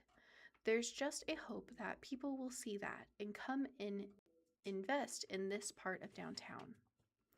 Completion of the current phase of the project is anticipated later this year, according to the announcement from the city. It adds that later phases envision improvements at Founders Park and at city-owned property at 404 North Jefferson Avenue. The groundbreaking for Phase 1 was held in March of 2025. The project cost is expecting to total $33 million, according to past Springfield Business Journal reporting. Funding for Phase 1 construction comes from the city's level property tax, its quarter-cent capital improvement sales tax, and its Department of Environmental Services Green Infrastructure and Clean Water funds. External funding sources are local and state American Rescue Plan Act funds, including ARPA allocations from the State Department of Natural Resources and Department of Economic Development. Grants from the Environmental Protection Agency and Department of Natural Resources are also in the mix, as is Clean Water State Revolving Fund Program assistance. Crystal Quaid, Executive Director of the Downtown Springfield Association, said conversations are underway with the DSA, the City of Springfield Area Chamber of Commerce, about what the Renew Jordan Creek project area will look like as it's activated. We're looking towards things like festivals, she said. We want to potentially move cider days down to the Jordan Creek activation area. Meanwhile, conversations include mundane details like what electrical services look like and where food trucks can be hosted. Those type of infrastructure conversations are happening now, she said. There is also talk about what type of businesses are desirable in the area and what the land around it is able to sustain, she said. We're beginning those meetings, and so we're really excited to see what's going to come out of them, she said. The project is bound on the south by MSU's Brick City Complex, a group of restored buildings from the former Springfield Ice and Refrigerator Company, now housing the University Department of Art and Design in the 200 and 300 block of West Mill Street. On the north side of the creek are commercial and residential buildings like Oliver's Garage at 213 West Olive Street, with loft apartments above it, or like the Ozarks Regional YMCA, housed in the historic Yellow Bonnet Building, formerly a Springfield Grocery Company facility, and still topped by a painting of a smiling woman in a bonnet, located at 323 North Patton Avenue. Whether new businesses will gravitate to the area remains to be seen, but Tim Rosenberry, Springfield's Director of Quality of Place Initiatives, is optimistic. There was a business owner before we began construction who was quite interested in property on the north side of the park and west of Campbell, he said. He wasn't able to get very far because he was not able to come to terms for acquisition of the property. But Rosenberry said that the city doing deferred maintenance in conjunction with the project, city assets surrounding it are also improved. That's a big benefit to the community, he said. It also makes private properties around it a lot more development ready. Rosenberry predicts people will be drawn to the project area, though he noted programmed activity will have to be the catalyst for them to gather. To be candid, this is not a big, wide open area, he said. Once you take care of the water needs of the site, there's not a whole lot of open space left. It's not a place for an outdoor pops concert, in other words, Rosenberry said.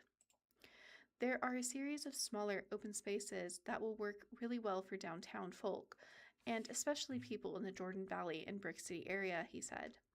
It's not going to be all things to all people, and it wasn't intended to be that, but I can see them developing a series of spaces that are big enough for small groups to gather. It will be another example of placemaking in the city, Rosenberry said, like multimodal routes on Grant Avenue Parkway, or like the Route 66 Plaza development that opened this year at the corner of St. Louis Street and Jefferson Avenue. Placemaking matters, particularly those spaces that are not necessarily programmed and that don't have a specific function, but that have a general purpose of bringing people together, he said. They can be of different scales because the community gathers in different scales, whether it's a small group on date night or a class of children, or a whole church congregation, or even a segment of the community or the entire community. It was industrial and commercial development that led city officials to bury Jordan Creek in culverts and tunnels in the 1920s. The move was also intended to prevent events like the Great Jordan Valley Flood of 1909, which impacted the entire area from Park Central Square north to Chestnut Avenue Expressway. The effort did not solve the flooding problem, however, with the U.S. Army Corps of Engineers recording major flood events in 1932, 1951, 1993, and 6 times since 2000. It notes that a July 12, 2000 flood swept through some 124 homes and displaced 100 people. The city has grown accustomed to dealing with flooding, but due to the flashy, unpredictable nature of the flooding, there is usually insufficient time to prepare for flood fighting. A 2013 report from the Corps of Engineers stated, as a result, the city cannot construct an effective emergency flood warning system. Preston said bringing the creek back to the surface and improving culverts in areas where it continues underground will greatly reduce the severity of flooding, though the area remains a floodplain. At times, the resurfaced creek will be fuller, as with spring rains, and in times of drought, its flows will be greatly reduced, Preston said.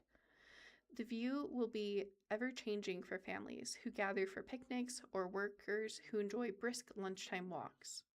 There are so many layers on the project, said city spokesperson Kristen Milam. It's not just stormwater, it's not just placemaking, it's not just water quality. There's history here, and it's really cool that Springfield will continue to grow up on the banks of the Jordan. We are currently broadcasting live from the Blind Community Thrift Store, the world's first retail store to use NaviLens to help navigate and inform blind and visually impaired individuals while shopping with little to no assistance. For more information, visit our website at www.blindcommunitythriftstore.com. P&Z approves 2 new high-density housing development proposals. Marta Mees with the Springfield News Leader says more multi-family housing is in the works across Springfield. Springfield Planning and Zoning Commission unanimously approved the rezoning of 2 separate 15-acre properties Thursday, July 16th that will include high-density housing. In South Springfield, 15.5 acres of vacant land at 1006 West Buena Vista Street are the proposed site for a development that would include a mix of new housing types and a new retail spot. Currently, the property is zoned for a planned development, a special zoning district with tailored requirements for each individual case, which for this lot would only allow single-family homes, duplexes, and single-family semi-detached dwellings. The rezoning to a mix of zoning, including commercial and mixed-density residential uses, was requested by Westward Land Company, LLC. The LLC is registered to Bragg King, according to the Missouri Secretary of State Business Database. King is the owner of King Built, a local primarily residential construction company.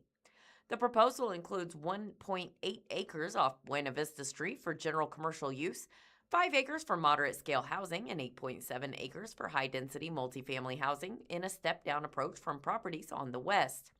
Medium-density housing under the RMX2 zoning district include everything between detached urban lot homes at 10 units per acre to medium lot apartments at roughly 40 units per acre. The high-density under the RMX3 zoning district would allow for the development to include anything from detached homes on small format lots at roughly 22 units per acre to large lot apartment complexes at more than 13 dwelling units per lot built on a half-block format. While the applicant included a non-binding conceptual plan, it lacks details about what specific buildings could look like if the property is rezoned. This approach of providing conceptual plans without specifics or a binding site plan is a new feature of the city's new land development code. Dave Bodine, a representative of the applicant with the Pinnacle Design Consultants, said that there were no further details available at the time about what could be developed specifically. However, the design standards, such as materials, landscaping, and front entry features, are also a baked-in part of the new development code. Another 15.35 acres made up of 11 properties between Kansas Expressway and Kansas Avenue was proposed to be rezoned for the RMX3 high-density neighborhood district. Currently, the area is zoned for low and medium mixed-density housing. City Senior Planner Daniel Neal said the proposal includes mixed residential development of townhomes and apartments.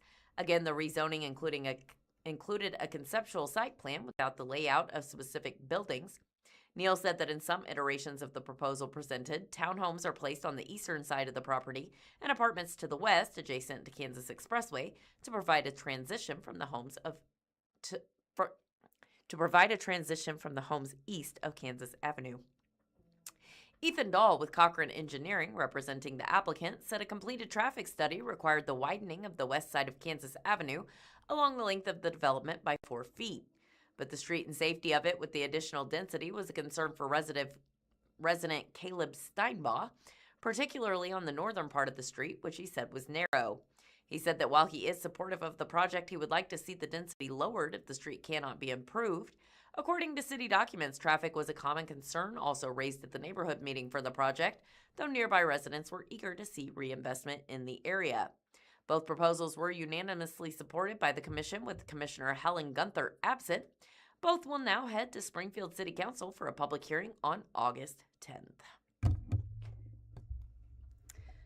Young Lily neighbors seek to be city's 25th neighborhood association, an article by Hope Davis of the Springfield News Leader. A group of residents in the Young Lily neighborhood southwest of Chestnut Expressway and West Bypass are organizing a new neighborhood association. The neighbors started a steering committee to establish the association after connecting online about wanting a more connected community and the benefits that come with organizing. The 4-person steering committee held an ice cream social Friday, July 10th outside Fountain of Life Christian Fellowship to garner interest from neighbors and spread the word about the first neighborhood-wide meeting July 28th. There, the Neighborhood Association will take care of the nuts and bolts of registering with the city, including approving bylaws and voting in a board, steering committee member Gabriel Sands said. There is a picture of Gabriel Sands speaking in front of the Fountain of Life Church at the Ice Cream Social on July 10th. There looks to be a blue table with a snow cone machine set up. Sands wants young Lily residents to enjoy the benefits of a registered neighborhood association, like the city's Great Neighborhoods Grants program that provides funding for efforts like neighborhood cleanup events. When he and his wife, Rebecca Wall, lived in the West Side, they say the neighborhood association organized events like large trash pickup days and group yard sales. After buying their first home in Young Lily, the couple looked for ways to build relationships with their neighbors and looked online for a neighborhood association they could join. No associations existed, but they connected with neighbors who have been wanting to establish one and make improvements in the area. One neighbor, Alicia Smith, posted about forming a neighborhood group in 2025 to mixed responses. Smith works on community events through her job with the city and wanted to see more connectivity in her own neighborhood. I've lived in this area for 10 years, and I know maybe 3 people in the neighborhood, Smith said in the July 10th ice cream social.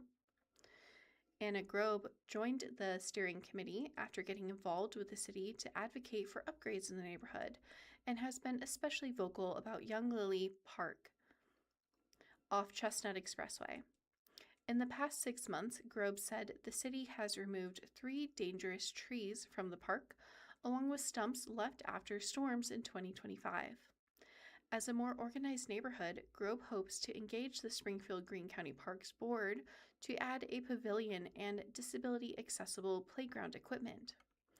Grobe also said the fledgling neighborhood association has been able to get upgraded transformer boxes from city utilities after frequent power outages. When we have a neighborhood association that is registered, we have more leverage with the city. We have more ins with the city, Grobe said. We have more open communication with the city, and when things are broken, we're able to get them fixed. The Young Lily Neighborhood Association will hold its first neighborhood-wide meeting at 6 p.m. on July 28th at Fountain of Life Christian Fellowship on Mount Vernon Street. Once registered, Young Lily will be Springfield's 25th Neighborhood Association.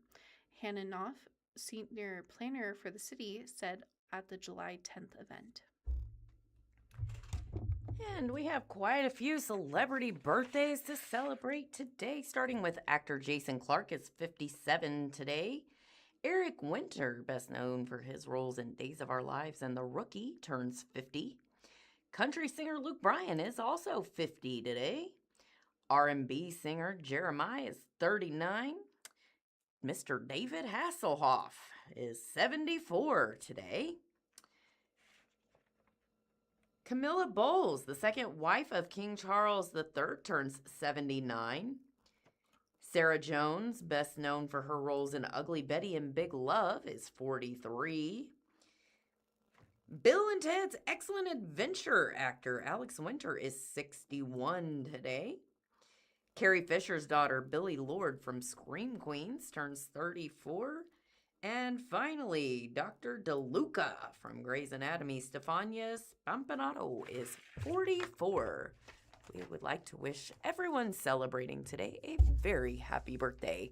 And in other arts news, Tony Award-winning musicals and comedies highlight Springfield Little Theater's 92nd season. Jeff Kessinger with the Springfield Daily Citizen brings us this article that begins with a photo of scenery here at the Springfield Little Theater. It says, as traditional drop scenery becomes more and more expensive, Springfield Little Theater has installed a 36 by 20 foot LED wall to help create stagecraft magic in its productions. This photo is provided by Paragon 360. That's really fancy. Springfield Little Theater's 2026 to 2027 main stage season will bring 7 productions to the historic Landers Theater, with Tony Award winners and some classic favorites in the lineup. Springfield Little Theater's 92nd season reflects everything audiences love about gathering at the Landers, Beth Doman, SLT's executive director, said in a media release. This lineup offers powerful music, beloved traditions, unforgettable comedy, contemporary Broadway favorites, and productions that will bring audiences together throughout the year. We cannot wait to welcome our community back for another extraordinary season. Season subscriptions and single tickets are available now, as are Emerald Level sustaining memberships and patron memberships. More information is available on the Springfield Little Theater website, that is springfieldlittletheater.org, or by calling the Landers Theater box office at 417-969-1334. Here's a look at all 7 shows in the upcoming season. First up, Les Mis. September 11th through 27th, the season begins at the Barricades with the beloved Les Miserables, one of the most popular and highest-grossing stage musicals of all time. Set in the early 19th century France, Les Mis is based on the 1862 novel of the same name by Victor Hugo. The original Broadway production opened in 1987 and closed in May 2003, making it the second longest-running Broadway musical after Cats, a title it would lose to The Phantom of the Opera in 2006. Les Miserables dominated the 1987 Tony Awards with 8 wins from 12 nominations, including Best Musical, Best Book of a Musical, and Best Original Score. The epic musical phenomenon has inspired audiences around the world with its soaring score, compelling characters, and enduring message of hope, redemption, sacrifice, and the fight for a brighter tomorrow, a Springfield Little Theater media release said. Next up, we have Arsenic and Old Lace, October 16th through the 25th. Step inside a delightfully dangerous Victorian home for Arsenic and Old Lace in October. Perhaps best known for the 1944 film adaptation starring Cary Grant and directed by Frank Capra, the play was written in 1939 by Joseph Kesselring. In this beloved comedy classic, family ties, eccentric relatives, and murderous hospitality collide in one of the funniest plays ever written, Springfield Little Theater's media release said. Arsenic and Old Lace is called an uproarious farce on plays involving murder. It had its Broadway opening in 1941.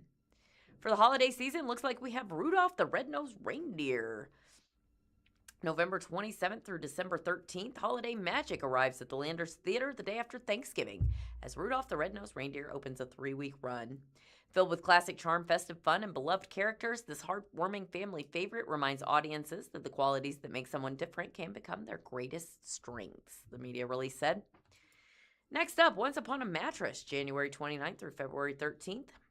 Springfield Little Theater opens 2027 with Once Upon a Mattress, a Tony-nominated play that reimagines Hans Christian Andersen's The Princess and the Pea. The whimsical musical comedy turns fairy tales upside down with royal antics, crowd-pleasing songs, one tiny pea, and one thoroughly unconventional princess, SLT's media release said.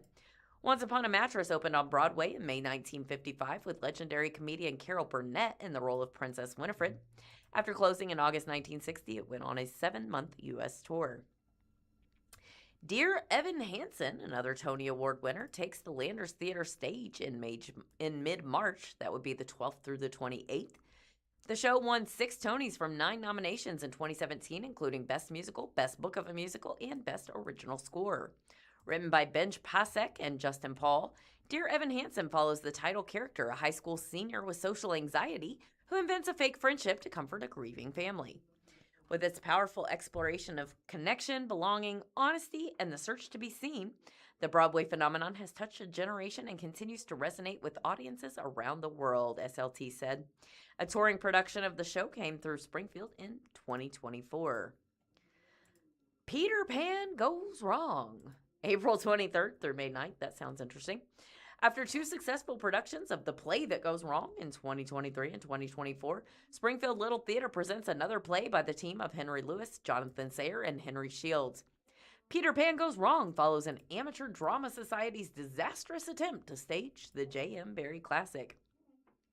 In this international comedy hit, miscues, collapsing scenery, flying mishaps, and spectacular disasters send a well-meaning production of Peter Pan hilariously off course.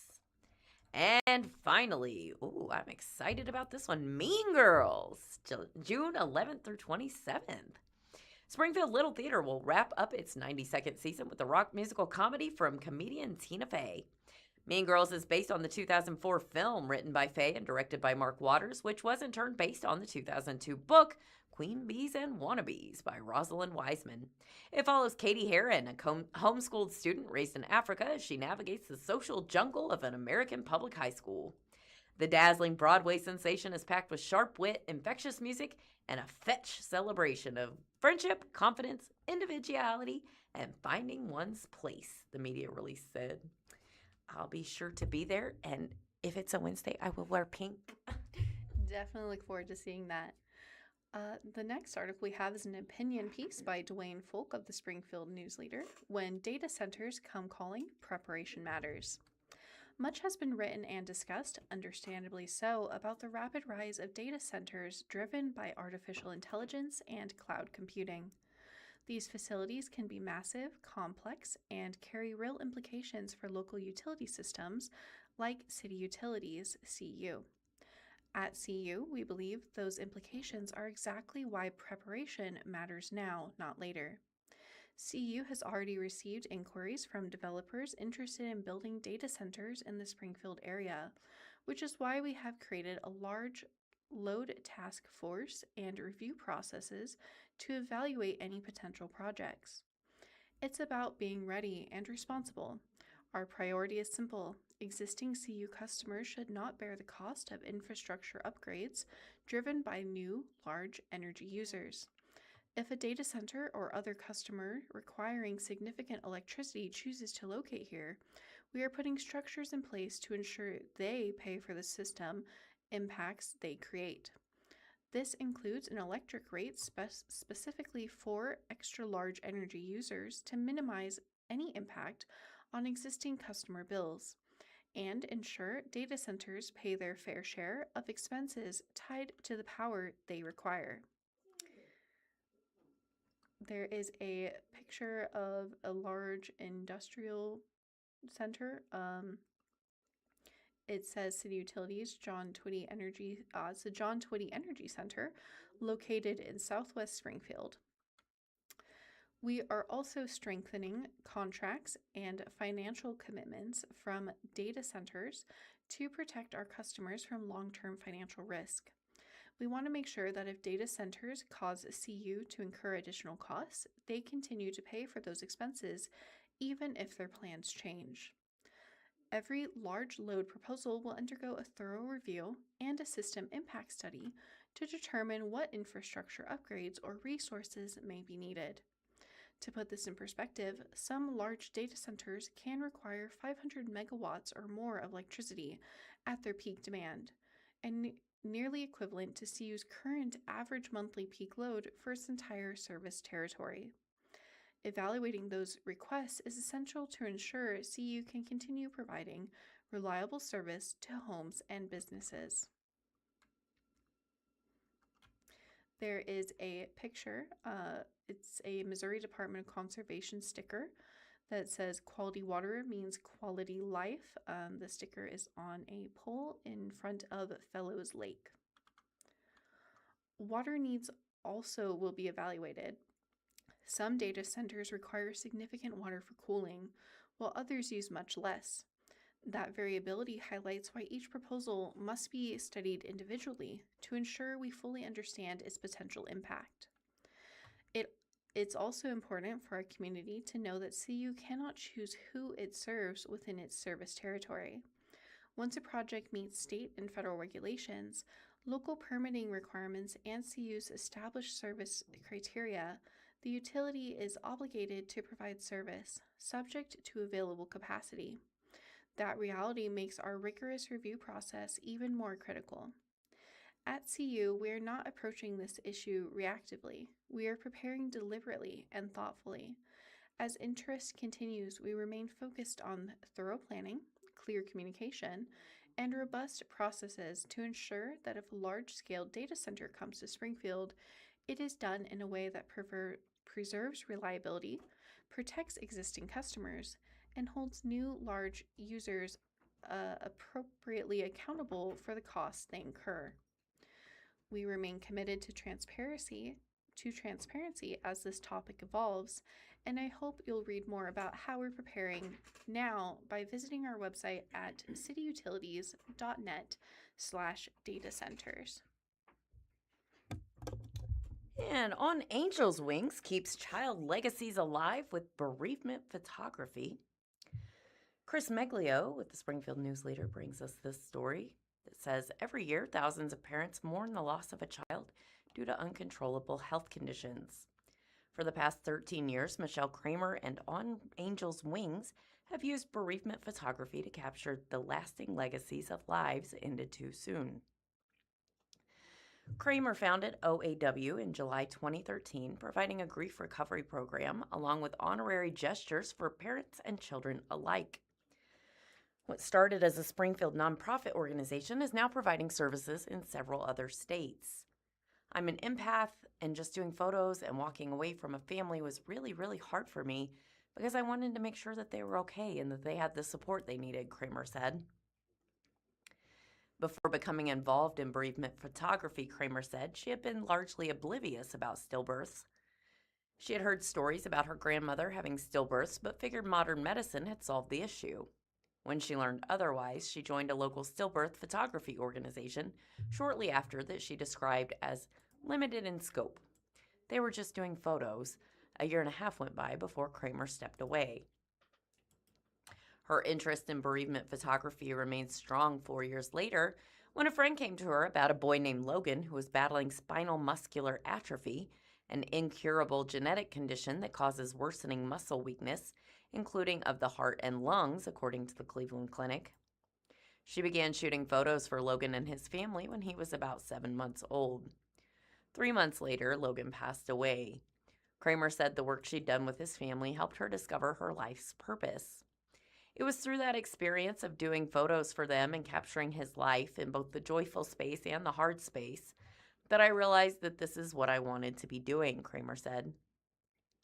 I registered on Angel's Wings right after his funeral, actually, because of the impacts that he had made on me. The photographic services that OAW provides consists of free therapeutic photography inside hospitals, NICU milestones for preemies that are born before 29 weeks gestation, maternity sessions for families that have a pre-diagnosed condition in utero for their baby, lost pregnancy situations for 20 weeks gestation and above, journey photos for kids fighting a terminal risk diagnosis. Sarah Shaft has witnessed more than 100 stillbirths and been directly involved in care for around 30 over her decade-plus nursing tenure at Mercy Hospital Springfield, one of the original locations for OAW. Shaft now serves as the bereavement coordinator there, helping Kramer arrange photo shoots for families that want to participate. The number of families she's witnessed that have been touched by Kramer's services were too many to count, she said. For On Angel's Wings to be able to come in and give something to these families that's tangible, that they get to go home later and have something in their hand that they can hold, that they can look at, that they can remember through, that is just something that is beautiful, Shaft said. Kramer's original goal was to serve the Springfield community, but she encountered many cases in which the kids of requesting families were being flown to Kansas City and St. Louis hospitals. Kramer found willing freelance photographers in both cities. Kramer shot photos for a girl named Ellie during her 10-year battle with DeGeorge syndrome, an incurable genetic condition that occurs when a piece of chromosome 22 is missing and severely affects several parts of the body, per the Cleveland Clinic. Ellie, who passed away in January 2025, was the longest tenured child she has photographed. Callie Bowman, Ellie's mom, covers her walls with pictures of Ellie taken by OAW. She recalled the most impactful photo shoot in a St. Louis hospital where Ellie was on a ventilator and undergoing a tracheotomy. Bowman, fearing her child wouldn't survive the coming days, contacted Kramer for pictures, and she got a photographer to show up at the hospital and do a full session with Ellie within hours. That was just really, really special to me that they were able to accommodate us in that way, an emotional Bowman said. A part of the nonprofit's mission is to support the families during the grieving process. OAW ships out timely memorial gifts, items such as a necklace or keychain, to those grieving from a loss as a reminder that their child is not forgotten. A grief recovery program is another option families can access, which can be especially helpful for young siblings. OAW also hosts 2 annual events that help families bond with one another. The Making Memories Day Carnival, held on April 25th at Battlefield City Park, was a recipient-only event that featured carnival games offered by local businesses, bouncy houses, princesses and superheroes, and more. A new theme is debuted each year. On July 25th, the OAW Gala will take place at the Old Glass Place in Springfield with the theme of Sequins and Spurs. From silent and live auctions to sharing impactful stories to a costume contest, the night is an opportunity for the public to celebrate the work Kramer and Company have done through the past 13 years. The families are part of our family indefinitely, as long as they want to be, and however they want to connect with us, Kramer said. We have a lot of families that are fully engaged, and many of my staff members have developed really tight relationships with them. It's a reciprocal situation. As demand grew large in the state of Missouri, with revenue doubling from 22 to 23, OAW expanded its operations beyond state lines to include Oklahoma, Minnesota, Arkansas, Illinois, Indiana, and Kansas, with volunteers in each location. The nonprofit provided 41 sessions in 2013 and jumped up to 492 sessions in 2025, 12 times greater than its inaugural year. Further expansion is being put off for the meantime, but Kramer said the growth has already exceeded her own expectations. She sees the rapid expansion as a testament to the thousands of lives OAW has touched. A lot of the photos are happy memories, and then some of them are just memories of times where Ellie was just really brave, Bowman said. We were right there with her, and so was On Angel's Wings. They were right there with us in some of those really difficult times, and honestly, I really have a lot of respect for Michelle and for those photographers for putting themselves in those situations and in those rooms that are so full of fear and emotion. Those who want to learn more about On Angel's Wings or request a photo session for their child can go to oawphoto.org. More details and tickets for the OAW Gala can be found at oawphoto.org/event/OAW-Gala. Seven Brew Coffee Stand opens 8th Springfield location by Susan Such of Springfield News Leader. This week in 417 Food News, there's another spot to get caffeine in Springfield, and a Tex-Mex spot will open soon in Lebanon. Plus, some restaurants have released their Springfield Restaurant Week menus. Springfield gets another coffee stand. Coffee Stand 7 Brew has opened another Springfield location, this one at 2734 North Kansas Expressway. A Golden Corral buffet used to be on that site, but closed down without warning in January 2024, according to previous News Leader reporting. Starting July 13th, this stand will be open 5:30 a.m. to 10 p.m., Sunday through Thursday, and 5:30 a.m. to 11 p.m., Friday and Saturday. There is a picture of the new Seven Brew location, and there's a photo that says Swag Day will be July 18th. The drive-through coffee stand hosted a ribbon cutting on July 6th with the Springfield Area Chamber of Commerce. The stand team also donated $11,078.87 to Hope Foundation, a nonprofit that assists Missouri families navigate pediatric emergencies with financial and emotional support. This stand will add 80 jobs to the Springfield area, according to the news release. From July 13th to the 17th, the location is hosting community hours from 7 to 8 a.m., noon to 1 p.m., and 5 to 6 p.m. Customers who come by during those times can receive a free small drink. There is also a Swag Day on July 18th, when customers who purchase a large drink can receive a free 7 Brew t-shirt. 7 Brew offers over 20,000 unique drink combinations of coffees, sodas, energy drinks, smoothies, and teas. There are currently 8 stands in Springfield. A Tex-Mex spot is going to be opening in Lebanon. Panchero's Mexican Grill will open its doors in Lebanon on July 21st, according to a news release, at 1555 South Jefferson Avenue. The location will be open from 10:30 a.m. to 10 p.m. daily.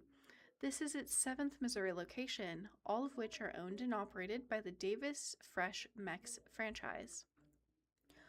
Our experience as Panchero's franchisees has been incredibly rewarding, and we are excited to continue growing with the brand, said Dick Davis, co-owner of Davis Fresh Mex. In the news release, Lebanon is a community we're proud to be a part of, and we look forward to introducing more people to what makes Panchero's different, from fresh pressed tortillas to a guest experience that keeps people coming back. The fast casual Tex-Mex chain is known for offering fresh pressed tortillas, which are pressed at the time of ordering, and a special spatula that mixes ingredients so every bite is the perfect bite, according to a news release. Its first Springfield location opened in February of 2026.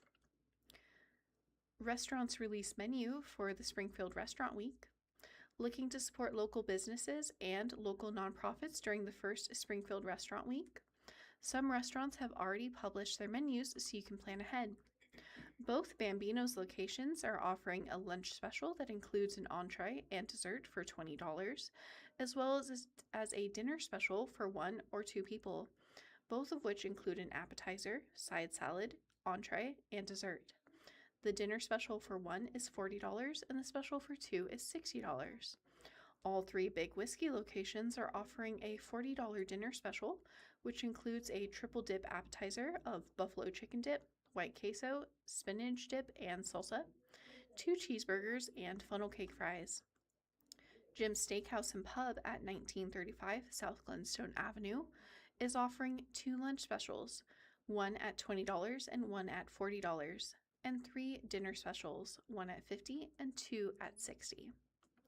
Springfield Steak and Shake locations are offering 2 Liberty meals for $17.76, which includes 2 Patriot Shakes, a birthday cake flavored shake with red, white, and blue sprinkles, 2 double cheeseburgers, and 2 fries.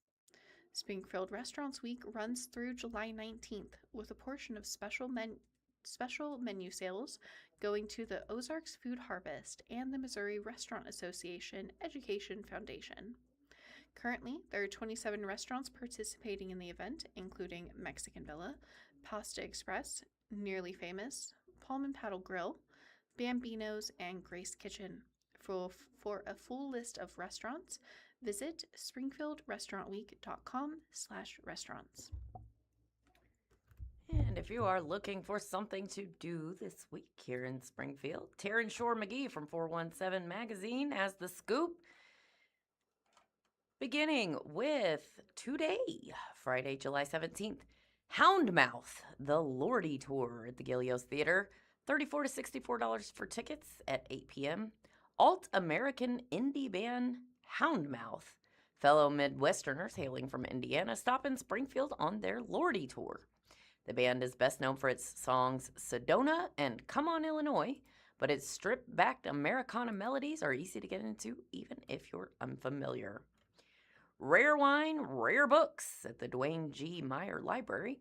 $150 for those tickets, 6:30 to 9:30 p.m. this evening. Rare Books serve as the perfect complement to a wine pairing dinner held at Missouri State's Meyer Library. The 15-year tradition is the library's signature and annual event, introducing new works from its special collections and archives and benefiting the Fraley Family Rare Books Endowment. American Misfits Tour at the Springfield Comedy Club is taking place tonight and tomorrow. We've got 7 and 9:30 tonight, 6 and 8:30 tomorrow. Those tickets run $24.99 to $33.99. Head out for a night of belly laughs as 3 powerhouse comedians share one stage. Dave Landau, Reno Collier, and Michael Loftus. You'll get a bit of everything, including Southern charm from Collier, who toured with Blue Collar Comedy, and quick wit from Loftus, who wrote for The George Lopez Show. Light the Way Music Festival at Faith Family Farms in Ozark. Those tickets are $47.86 to $154.87. That is occurring today and tomorrow. Today from 4 to 10 p.m., tomorrow from 3 to 10 p.m. Head to Ozark for 2 full days of chart-topping Christian music, worship, and connection. Skillet and Jeremy Camp headline, with dozens of other bands joining them, including KB, Allison Eid, and others.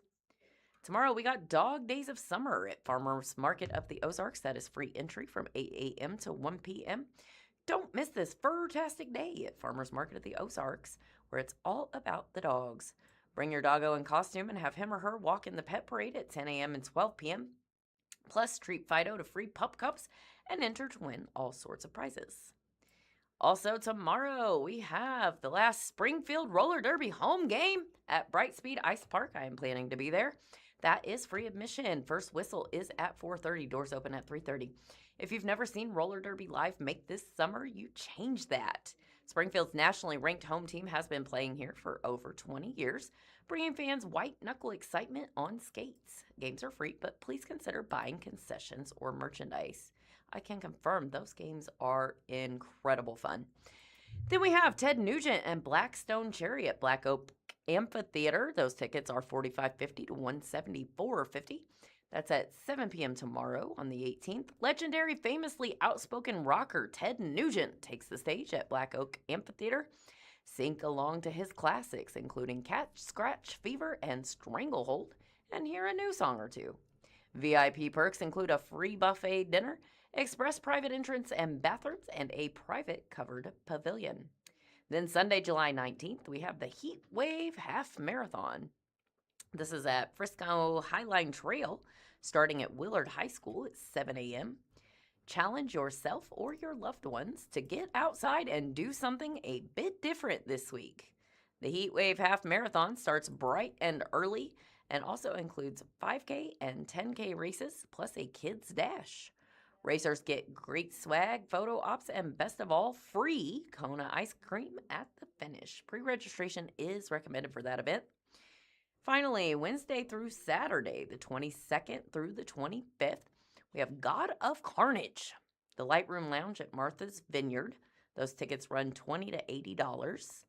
Looks like 7:30 p.m. plus a relaxed performance at 2 p.m. on July 25th.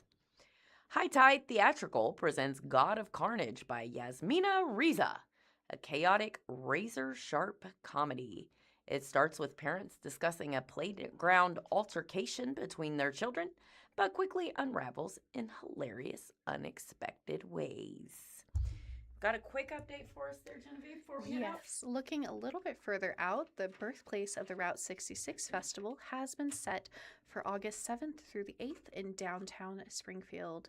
More information about this event can be found at the Route 66 Festival sgf.com/schedule. The annual Birthplace Route 66 Festival is back on August 7th through 8th in downtown Springfield.